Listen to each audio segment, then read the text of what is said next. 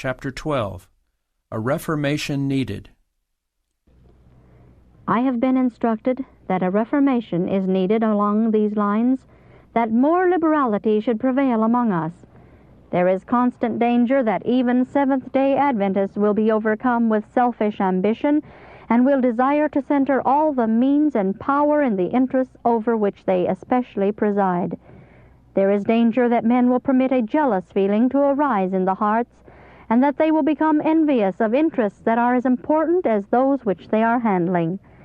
Those who cherish the grace of pure Christianity cannot look with indifference upon any part of the work in the Lord's great vineyard. Those who are truly converted will have an equal interest in the work in all parts of the vineyard, and will be ready to help whenever and wherever help is needed. It is selfishness that hinders men from sending help to those places where the work of God is not as prosperous as it is in the institution over which they have supervision. Those who bear responsibilities should carefully seek for the good of every branch of the cause and work of God.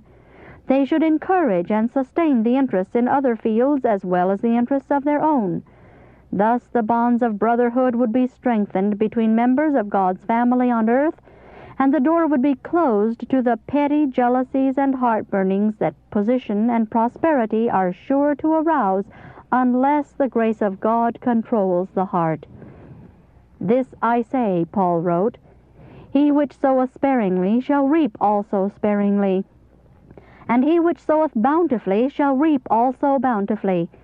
Every man according as he purposeth in his heart, so let him give, not grudgingly or of necessity, for God loveth a cheerful giver.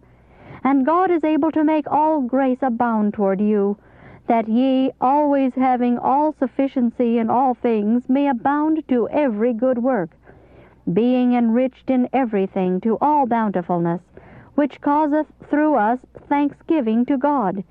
For the administration of this service not only supplieth the want of the saints, but it is abundant also by many thanksgivings unto God, whiles by the experiment of this ministration they glorify God for your professed subjection unto the gospel of Christ, and for your liberal distribution unto them and unto all men, and by their prayer for you, which long after you for the exceeding grace of God in you. Thanks be unto God for his unspeakable gift." Read in 2 Corinthians chapter 9, verses 6 to 8 and 11 to 15.